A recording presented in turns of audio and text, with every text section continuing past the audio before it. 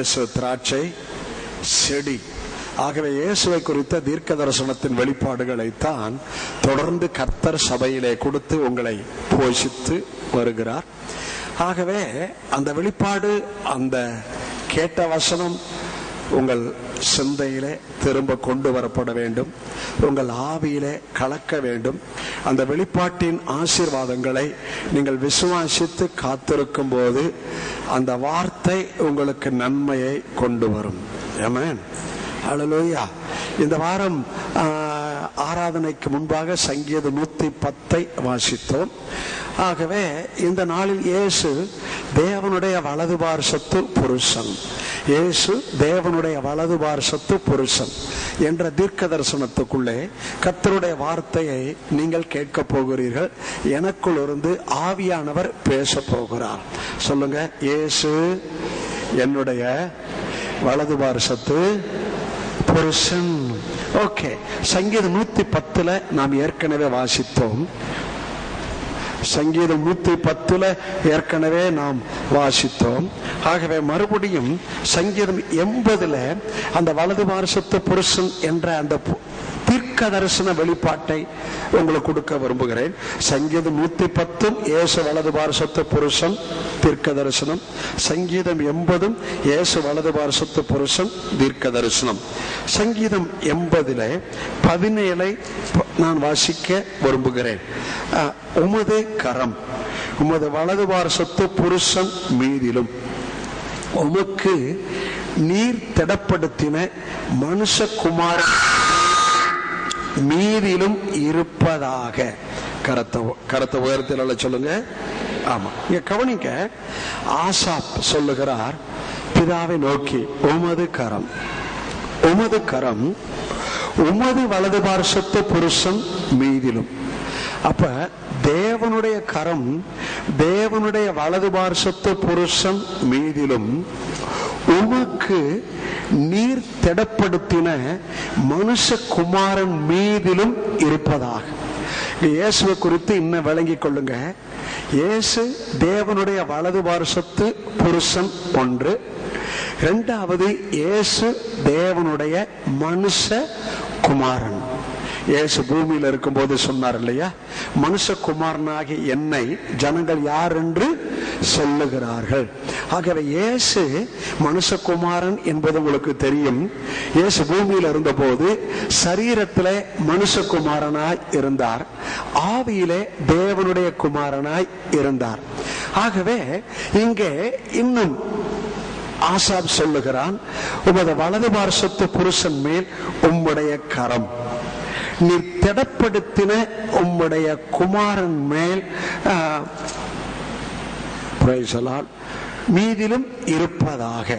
ஆகவே நல்லா நீங்க கவனிக்கணும், இந்த தீர்க்க தரிசனம் எதோடைய தொடர்பு உடையது? இயேசு எப்போதும் யாரோட தொடர்புடையவர்? இஸ்ரவேல் ஜனங்களோட தொடர்பு உடையவர். கரத்தை உயர்த்தி. இயேசுவை குறித்த தீர்க்க தரிசனம் எல்லாம் இஸ்ரவேல் ஜனங்களோட ஆபிரகாமுடைய தொடர்புடையதாய் இருந்தது. ஆகவே இங்க இந்த 80ஆம் சங்கீதத்தை ஏற்கனவே திராட்சை செடியை குறித்த செய்தியிலே உங்களுக்கு நான் கொடுத்திருக்கிறேன். அதை வாசிக்க நேரமில்லை, மனதிலே வையுங்கள். எகிப்திலிருந்து ஒரு திராட்சை செடியை கொண்டு வந்து கானானிலே தேவன் என்ன செய்தார்? நாட்டினார். அந்த திராட்சை செடிதான் எகிப்திலிருந்து வந்த தேவனுடைய ஜனம். அந்த கானானிலே நாட்டிய போது அந்த திராட்சை செடி எது மட்டும் பரவியதாம்? சமுத்திரம் மட்டும் பரவியதாம். எல்லா மலைகளுக்கு மேலாக உயர்ந்ததாம். ஞாபகம் வருதா? கரத்தை உயர்த்தி எல்லாம் சொல்லுங்க. ஆனால் என்ன ஆச்சு? அந்த சமுத்திரம் மட்டும் படர்ந்த அந்த திராட்சை செடி, மலை சிகரம் மட்டும் உயர்ந்த அந்த திராட்சை செடி தன்னுடைய நிழலால் எல்லாரையும் மூடியது. ஆமென். இது கேட்ட செய்தி. இப்போது என்ன ஆச்சு? நீங்க கவனிங்களேன். அந்த வாசிக்கிறேன் பாருங்க. இப்பொழுதோ 80:12 இப்பொழுதோ வழி நடக்கிறவர் யாவரும் அதை பறிக்கும்படியாக அதன் அடைப்புகளை ஏன் தகர்த்து போட்டீர்? இப்போது வழி நடக்கிறவர்கள் யாவரும் அதை பறிக்கும்படி அதன் அடைப்புகளை ஏன் தகர்த்து போட்டீர்? அப்ப தேவன் செஞ்ச காரியத்தை இங்க பார்க்கிறோம். தேவன் தான் கொண்டு வந்தார், தேவன் தான் நாட்டினார். இப்பொழுது வழி நடக்கிற யாவரும் அதை பறிக்கும்படி அந்த அடைப்பு எல்லாம் என்ன பண்ணிட்டாராம்? தகர்த்து போட்டாராம். ஏன் தகர்த்து போட்டார்? தேவன் எதிர்பார்த்த கனியை கொடுக்கல, ஆகவே தகர்த்து போட்டார். எதற்குள் தகர்த்து போட்டார்? நியாயப்பிரமாணத்துக்குள் தகர்த்து போட்டார். அல்ல சொல்வோம். ஏற்கனவே சொன்னேன், ஏசாயா 5ஆம் அதிகாரம் வாசிக்க வேண்டாம். என் நேசருக்கு ஒரு மேட்டிலே ஒரு திராட்சை தோட்டம் உண்டு, அதுக்கு செய்யாததெல்லாம் எதை செய்வேன்? எல்லாவற்றையும் செய்தேன், அது நல்ல கனியை கொடுக்கும் என்று காத்திருக்க கசப்பான கனியை கொடுத்தது என்ன? ஆகவே நான் அடைப்புகளை எல்லாம் தகர்த்து போடுவேன் என்று அங்கே ஒரு பாட்டையே பாடினதை பார்க்கிறோம். ஆகவே இப்பொழுது அந்த அடைப்புகள் தேவன் தகர்த்து போட்டார். வழி நடக்கிறவர்கள் எல்லாம் அதை பறிக்கும்படி தேவன் தகர்த்து போட்டார். எதற்குள்ளே? நியாயப்பிரமாணத்துக்குள்ளே. அல்லேலூயா சொல்வோம். ஹல்லேலூயா. இப்போது பாருங்க, இன்னொரு வசனத்தை காமிக்கிற பாருங்க. 14 சேனைகளின் தேவனே திருப்பி வாரும். வார்த்தை கவனிங்க. வானத்திலிருந்து கண்ணோக்கி பார்த்து இந்த திராட்சை செடியை என்ன செய்யும்? விசாரித்தருளும். அல்லேலூயா சொல்வோம். ஆசா சொல்றாரு, ஐயா வானத்திலிருந்து கண்ணோக்கி பார்த்து, ஐயா நீர் தகர்த்து போட்ட இந்த திராட்சை செடி என்ன பண்ணும்? விசாரித்து அருளும். 15 உமது வலதுகரம் நாட்டின கொடியையும் உமக்கு நீர் தடப்படுத்தின கிளையையும் கடாட்சி தருளும். உங்களுடைய வலதுகரம், நீங்க தான் நாட்டுனீங்க அந்த கொடியை, நீர் திடப்படுத்தினீங்க கிளை, அதை கடாட்சி தருளும். ஆசா பாடுவதை பார்க்கிறோம். 16 அது அக்கினியால் சுடப்பட்டும் வெட்டுண்டும் போயிற்று, உம்முடைய முகத்தின் பயமுறுத்தலால் அழிந்து போகிறார்கள். நல்ல கவனிங்க. பிதாவுடைய முகத்தின் பயமுறுத்தல். அப்ப தேவன் என்ன பண்ணாராம்? பயமுறுத்தினாராம். ஆமென். இங்க சொல்றாரு பயப்படாதேன்னு சொல்றாரு. இயேசு பிறந்தோன செய்தி பயப்படாதே. உயிர் தெழுந்த பிற்பாடு யூதர்களுக்கு பயந்ததனால் எல்லாம் பூட்டப்பட்டுல இருக்கிறாங்க, அவர் உங்களுக்கு சமாதானம், பயப்படாதீங்க அப்படின்னாரு. இங்க பிதா என்ன பண்ணாராம்? பயமுறுத்தினாராம். இப்போது புதிய ஏற்பாட்டுல உங்களை ரொம்ப பயமுறுத்துகிறவரா இல்ல, நல்லா புரிஞ்சுங்க. இப்போது தேவன் அன்பாயிருக்கிறார். இப்போது நீங்களும் நானும் பழைய ஏற்பாட்டில் படி நம்ம செஞ்சதுக்கெல்லாம் அவர் பயமுறுத்துகிறவராய் இருந்தா நம்ம சுற்றிலும் பாதுகாப்பை இழந்து போவோம். வழியில வர்றவளா நம்ம தொட்டு நம்மளை ஏதாவது தீமை பண்ணிக்கிட்டே இருப்பான். கரத்தை உயர்த்த சொல்வோம். ஹல்லேலூயா, ஹல்லேலூயா. இப்பதான் சொல்லுகிறார், தீர்க்கதரிசனம் வருது. 17 உமது கரம் உமது வலது பார்சத்து புருஷன் மீதிலும் உமக்கு நீர் திடப்படுத்தின மனுஷகுமாரன் மீதிலும் இருப்பதாக. இப்ப தீர்க்க தரிசனத்துல ஆசா யாரை சொல்லுகிறார்?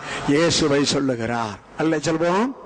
ஐயா உம்முடைய கரம் உமது வலது பார்சத்து புருஷன் மீதுல, இயேசுவின் மீதுல, நீர் திடப்படுத்தின மனுஷகுமாரன் மீதுல இருப்பதாக. இப்ப இயேசு என்ன செய்யணும்? யூதர்களுக்காய் வர வேண்டும். அல்லேலூயா சொல்வோம். யூதர்களுக்காய் வர வேண்டும். யூதர்களை பிரமாணத்திலிருந்து கிருபைக்குள்ளே கொண்டு வர வேண்டும். சாபத்திலிருந்து ஆசீர்வாதத்துக்கு கொண்டு வர வேண்டும். இது ஏசாயா உரைத்த தீர்க்க தரிசனம். நல்லா கவனிக்கணும். நான் தீர்க்க தரிசனத்தை தொடர்ந்து பேசிட்டு வரேன்.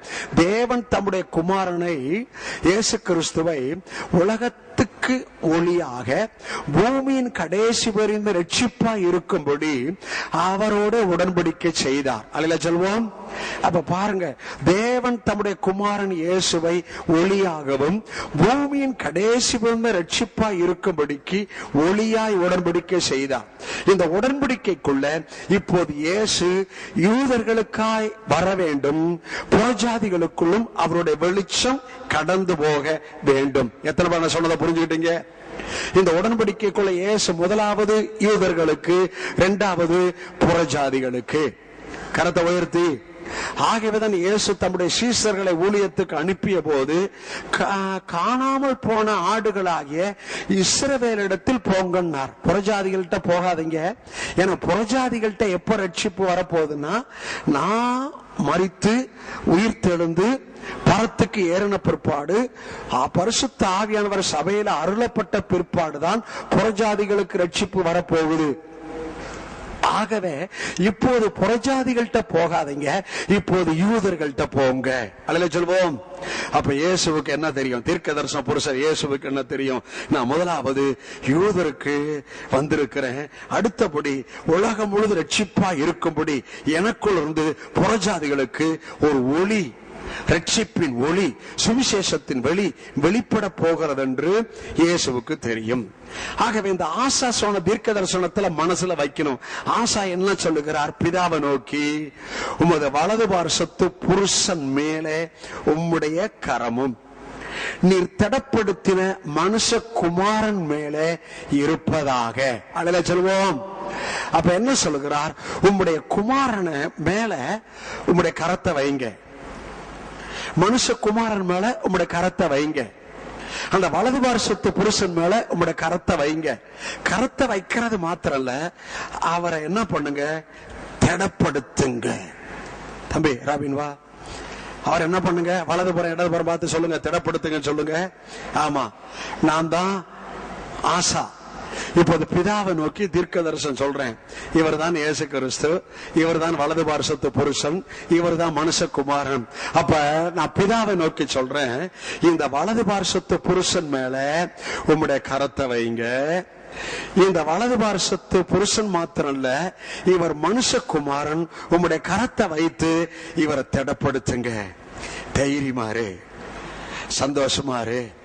உன்னை கொண்டு ஒரு பெரிய ரட்சிப்பை உலகம் முழுவதுக்கும், யூதர்களுக்கு உலகம் முழுவதுக்கும் நான் நிறைவேற்ற போகிறேன் என்று சொல்லி வலது பார்சத்து புருஷனை, மனுஷகுமாரனை திடப்படுத்தும் என்று சொல்லி அங்கே ஆசா சொல்லுவதை பார்க்கிறோம். எல்லாரும் கரங்களை தட்டி கர்த்தரை மயப்படுத்துங்க. ஹல்லேலூயா. அப்ப தேவன் தம்முடைய குமாரனை இந்த உலகத்துக்கு அனுப்பிய போது, ஒன்னு அவர் மேல தன்னுடைய கரத்தை வைச்சார், இரண்டாவது திடப்படுத்தி அனுப்பினார். அலையில சொல்லுவோம். உங்களை நான் திட்டணுமா திடப்படுத்தணுமா? ஒண்ணு சொல்ல மாட்டீங்க. திட்ட மாட்டேன், அது என் ஊழியம் இல்ல. திட்டுதல் என்றால் சாபம். ஐயா, உங்களை திடப்படுத்தணும். I make you strong in faith. I make you strong in all Christian life. உங்களை திடப்படுத்துறதா என் ஊழியம். இன்னைக்கு ரோட்ல போகும்போது ஒரு கூட்டம் நடக்குது. அந்த கூட்டத்து வால் போஸ்டர்ல ஒரு வசனம் போடப்பட்டிருந்துச்சு. அந்த வசனம் ரொம்ப நல்லா இருந்துச்சு.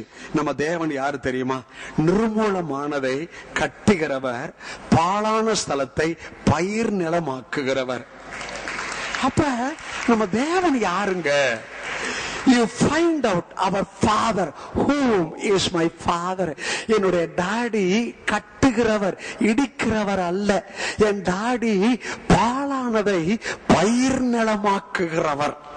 அவர் தான் உங்க டாடி, அவர் தான் என்னுடைய டாடி, அவர் தான் நம்ம சபைக்கு தகப்பன். அவர் நம்மை கட்டுகிறவர், உங்க குடும்பத்தை கட்டுகிறவர்.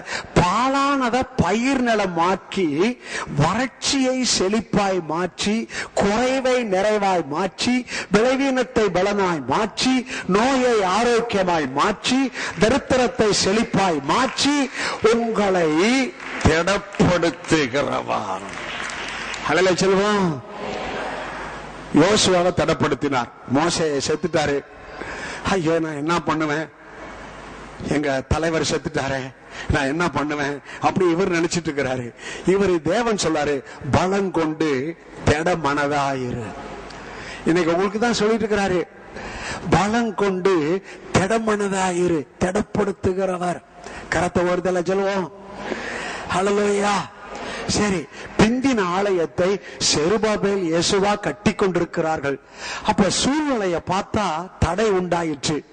ஆலயம் கட்டக்கூடாதபடி தடைபட்டு போயிற்று. ஆகவே சூழ்நிலை தடை. இப்பொழுது கர்த்தருடைய வார்த்தை எப்படி தெரியுமா வருது? பலங்கொண்டு கர்த்தருடைய வேலையை நடத்துங்கள், திடமனதாய் கர்த்தருடைய வேலையை நடத்துங்கள், கர்த்தர் உங்களோட இருக்கிறார். Please listen. நீங்க ஏதாவது செய்யறீங்களா? தடைப்பட்டுருச்சா? கவலைப்படாதீங்க. அங்க நம்ம தேவன் இருக்கிறாரு.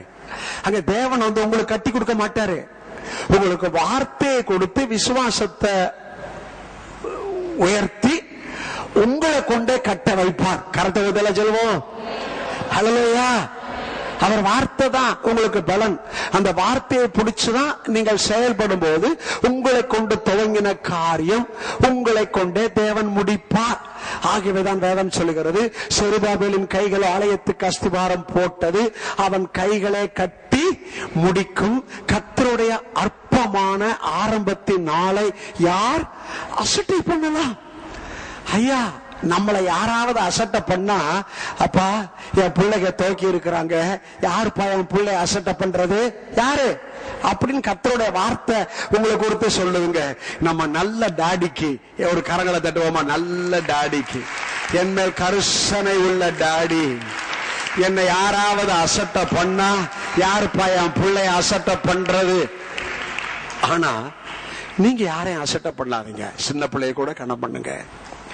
யாரை அசட்டையா நினைக்காதீங்க.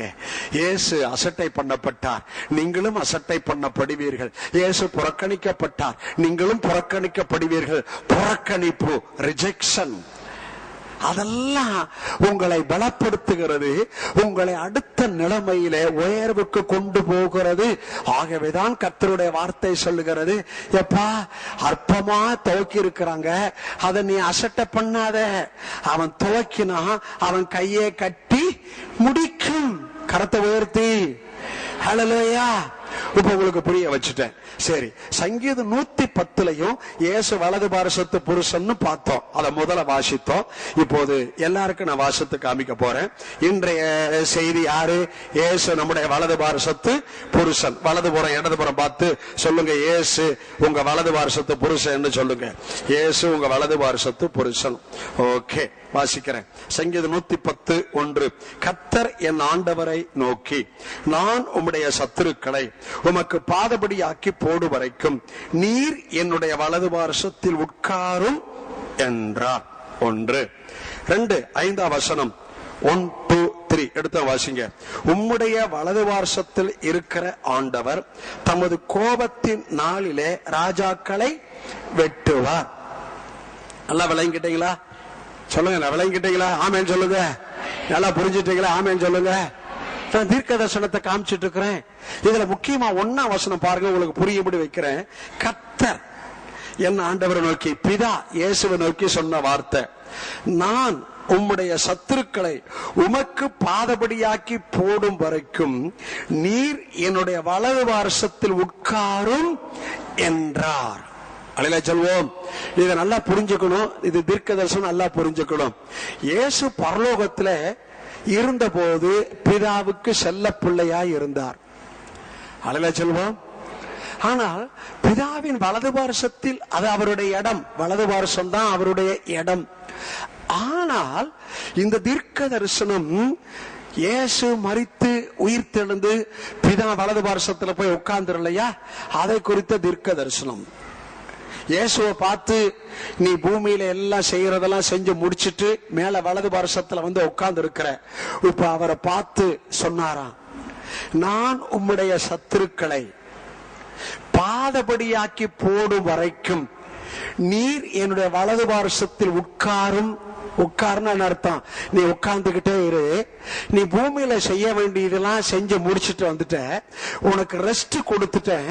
ஆனா அந்த பூமியில உம்முடைய சத்துருக்களை நான் இனிமே பாதபடி ஆக்கி போடுற வரைக்கும் நீ உட்கார்ந்து, நான் இந்த பூமியில செய்ய வேண்டியதெல்லாம் செஞ்சு உன்னுடைய சத்துருக்களை உன்னுடைய பாதபடிக்கு நான் கொண்டு வருவேன். இயேசு எல்லாம் செஞ்சு முடிச்சுட்டாரே, அப்ப பூமியில இன்னும் சத்துருக்கள் இயேசுக்கு விரோதமா இருக்கிறாங்களா? இருக்கிறாங்க. அல்ல சொல்லுவோம். இந்த பூமியில எப்ப வியாதி இல்லாத, மரணம் இல்லாத, பயம் இல்லாத, வறுமை இல்லாத, தரித்திரம் இல்லாத, அவிசுவாசம் இல்லாத, இருமணம் இல்லாத வாழ்வு எப்ப தெரியுமா வரப்போகுது? நீதி வாசமா இருக்கும் புதிய வானம் புதிய பூமி வரும்போதுதான் நான் சொன்னதெல்லாம் வரப்போகுது. ஆனால் இந்த பூமியில நீங்களும் நானும் கிறிஸ்துவுக்குள்ள வலது பார்சத்து புருஷனை திடப்படுத்தி அவர் கரத்தை வச்சு இந்த பூமிக்கு அனுப்பிச்சாரே, அவர் கரத்தை தன்மேல் வைத்துக் கொண்டு அவர் திடப்படுத்தின அந்த தீர்க்கதரிசன வார்த்தைகளோட இந்த பூமியில எல்லாவற்றையும் செய்து முடித்தாரே, அதற்குள் நீங்கள் இருக்கிறீர்களே. இப்போது நீங்கள் எங்கே இருக்கிறீர்கள்?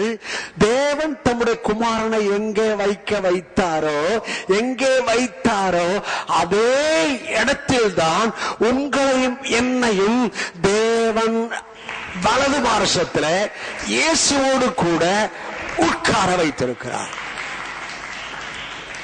அல்லேலூயா சொல்வோம். என்ன வச்சுக்கிறார்? சொல்லுங்க, என்ன வச்சுக்கிறார்? உட்கார. சொல்லுங்க, உட்கார. சொல்லுங்க, வாய்த்தல சொல்லுங்க, உட்கார. யார் உங்களை அந்த இடத்துக்கு கொண்டு வந்தது? இயேசு கிறிஸ்து. அது இயேசு கிறிஸ்து யாரு? வலது பார்சத்து புருஷன். தேவன் திடப்படுத்தி அனுப்பப்பட்டவர் தான் உங்களை அவரோடு கூட உட்கார வச்சிருக்கிறார்.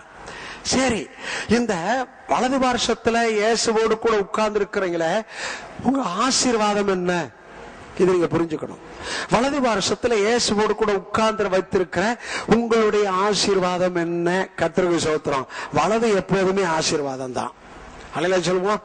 நான் கூட காலையில யோசித்து பார்த்தேன், உலகம் முழுவதும் இருக்கிற எந்த மனுஷனா இருந்தாலும் ஒருத்தரை பார்த்தா எந்த கை கொடுக்கிறாரு?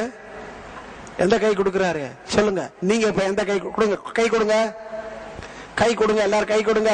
ஏமா லூக்காமா, இங்க கை கொடுமா. லூக்காமா, வலது கை தானே கொடுத்தீங்க? எல்லாம் வலது கை தானே கொடுத்தீங்க? கரத்தை உயர்த்தி ஹல்லேலூயா, ஹல்லேலூயா. ஐயா, வலது பெரிய ஆசீர்வாதம். வலதின் ஆசீர்வாதத்தை உங்களுக்கு சொல்றேன். ஏசாயா 20 வாசிக்க வேணாம், மன்னிக்கணும், மத்தேயுல 25 பைபிள் எடுக்க வேணாம். வலது பார்சத்து வலது பக்கத்தில் நிற்பவர்களை பார்த்து, வாருங்கள் என் பிதாவினாலே ஆசீர்வதிக்கப்பட போகிறவர்களேன்னு சொல்லல, வாருங்கள் என் பிதாவினாலே ஆசீர்வதிக்கப்பட்டவர்களே. நீங்க யாருங்க? வாய்த்தாலும் சத்தம் போட்டு சொல்ல மாட்டீங்க. நீங்க யாருங்க? நான் யாருங்க? நம்ம யாருங்க? ஆசீர்வதிக்கப்பட்டவர்கள். I am already blessed. ஆசீர்வதிக்கப்பட்டவன். உலக தோற்றத்துக்கு முன்னே கிறிஸ்துவுக்குள் உன்னதங்களில் சகல ஆவிக்குரிய ஆசீர்வாதத்தினாலும் நம்மை ஆசீர்வதித்திருக்கிறார். ஆகவே நீங்கள் ஆசீர்வதிக்கப்பட்டவர்கள். கரத்தை முதல்ல சொல்லுவோம். வலதுபுறம் இடதுபுறம் பார்த்து சொல்லுங்க, நீங்க கிறிஸ்துவுக்குள் ஆசீர்வதிக்கப்பட்டவர்கள். ஓகே, இப்ப கவனிங்க, கவனிங்க, கவனிங்க, கவனிங்க. இயேசு உயிர் தெழுந்து முதலாவது இயேசு சீசர்களுக்கு தரிசனமானார். 8வது நாள்ல தரிசனமானார். நல்லா கவனிங்க. 2 தடவை தரிசனம் ஆகி, பயப்படாதே, சமாதானம், கையப்பாரு, காயத்தப்பாரு, எல்லாருக்கும் காமிச்சாரு. காமிச்சிட்டு மறுபடியும் என்ன சொல்றாருன்னா, அவிசுவாசியாயிராமல் விசுவாசியாயிரு, தரிசித்து நடவாமல் விசுவாசித்து நட அப்படின்னு சொன்னாரு. இன்னும் அவங்களுக்கு முன்பாக இயேசு கிறிஸ்து அவங்களுக்கு முன்பாக வேத புத்தகத்தில் எழுதாத அநேக அற்புதங்களை செய்தார். எதற்கு செய்தார்? இயேசு தேவனுடைய குமாரனாய் கிறிஸ்து என்று விசுவாசித்து மக்கள் நித்திய ஜீவனை பெறும்படி செய்தார். இதெல்லாம் அடுத்த அதிகாரம் பார்த்தா பேதுரு வலையை எடுத்துட்டாரு. பேதுரு வலையை எடுத்தோன்னு அவனோட 6 பேர் சேர்ந்தாங்க. அவனோட சேர்ந்ததுல எனக்கு ஒரு ஆள் தான் சிரிப்பா வருது. அது யார் தெரியுமா? கடைசி வரைக்கும் சிலுவைக்கு வந்த ஒரு சீசன் இருக்கிறான் பாருங்க. கடைசி வரைக்கும் சிலுவைக்கு வந்தான யோவான். அவன் கூட பேதுருவோட சேர்ந்து 7 பேர்ல ஒரு ஆளா சேர்ந்து அவனும் வலை எடுத்துட்டு போயிட்டான். பாத்தீங்களா என்ன டேஞ்சர்? கரத்தை உயர்த்தல சொல்லுவோம். ஐயா, அன்பான சீசன் கூட 6 பேரோட சேர்ந்து வலை எடுத்துட்டு போயிட்டாயா. வலை எடுத்துட்டு போய் அங்க ஒண்ணும் கிடைக்கல. ஓகே, ஒண்ணும் கிடைக்கல. இப்ப இயேசு அத கரையில நிக்கிறாரு. ஆனா யோவான் தான் அவனை அடையாளம் கண்டுபிடிச்சான். மேல யாருக்கு அடையாளம் கண்டுபிடிக்கவில்லை. அவர் இயேசு அப்படின்னா. ஹல்லேலூயா. அவர் இயேசு.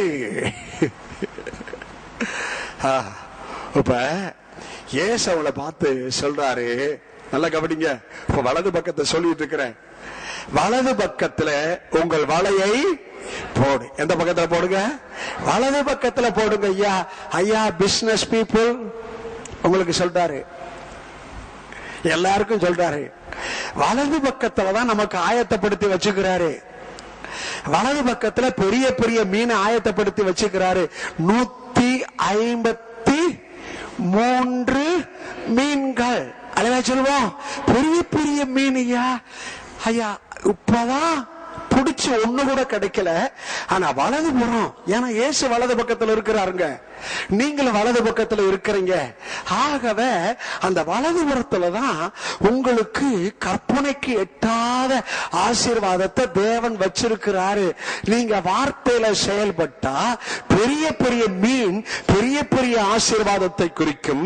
இதுவரை இல்லாத பெரிய நன்மை, பெரிய ஆசீர்வாதம், பெரிய சாட்சி, பெரிய வெற்றி வலது பார்சத்து புருஷனுக்குள்ளே நீங்களும் வலது பார்சத்தில் இருக்கிறபடியால் உங்களுக்கு வருவதை தேவன் வார்த்தைக்குள்ளே பேசிக் கொண்டிருக்கிறார். கரங்களை தட்டி கர்த்தரை மயப்படுத்துங்க.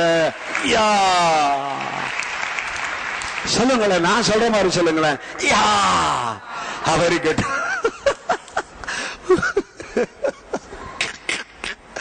யார்டா யாவே காடுங்க. ஓகே, சரி, நான் ரொம்ப பேச வேண்டிய, அதனால பைபிள் வாசிக்கல.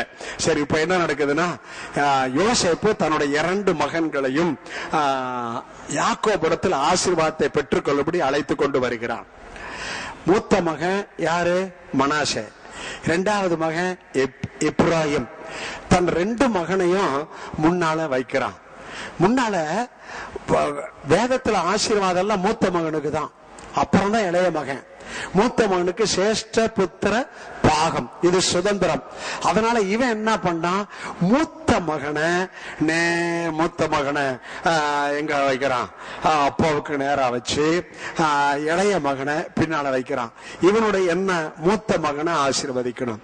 ஆனா யாக்கோபு என்ன பண்ணா, தன்னுடைய நேர வலதுகரம், வலதுகரம் நேரா மனாசே இருக்கிறான், இந்த பக்கம் எப்ராயிம் இருக்கிறான். இவன் என்ன பண்றான், தன்னுடைய கரத்தை, வலது கரத்தை எப்ராயிம் மேல் வைத்து இவன் ஆசீர்வதிக்கப்பட்டவனாய் இருப்பான் என்று சொன்னான். நல்ல கவனிங்க. இப்ப கரத்தை நேரா வைக்கிறப்பல எங்க வச்சுக்கிறான்? இது ஹல்லேலூயா சொல்லுவோம். ஹல்லேலூயா, ஹல்லேலூயா, ஹல்லேலூயா, பிரைஸ் தி லார்ட். இவர் மேல யார் கரத்தை வைக்கிறாரு? மனாசே மேல எந்த கரத்தை வைக்கிறாரு? இடது கரத்தை. எப்ராயிம் மேல எந்த கரத்தை வைக்கிறாரு? வலது கரத்தை. இப்போது எதை பாக்குறீங்க? இந்த 2ல எதை பாக்குறீங்க? இதாயா சிலுவை. கரத்தை உயர்த்தல சொல்வோம். ஹல்லேலூயா, ஹல்லேலூயா. புரிஞ்சிட்டீங்களா? புரிஞ்சிட்டீங்களா? இயேசு வலது பார்சத்து புருஷன், ஆனா சிலுவைக்கு போய்தான் உங்கள் சாபங்கள் தான் ஏற்றுக்கொண்டு இப்போது இயேசு கிறிஸ்து என்ன பண்ணாரு? எபிரேயர் 2ல ஒரு வசனம் வாசிக்கிறேன். எபிரேயர் 2, எல்லா வேதத்தை திருப்புங்க. எபிரேயர் 2. Praise the Lord.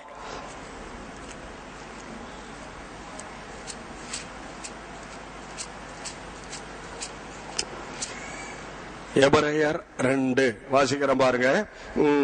16.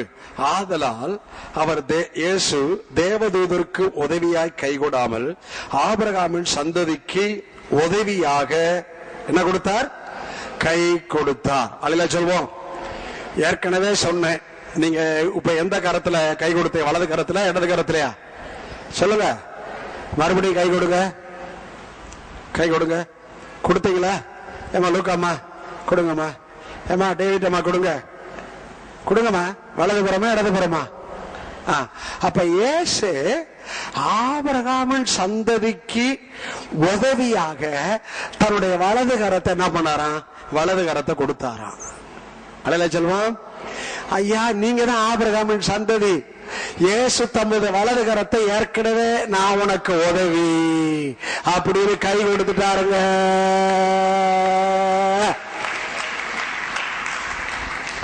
நான் உனக்கு சொல்ல மாட்டீங்க உதவி.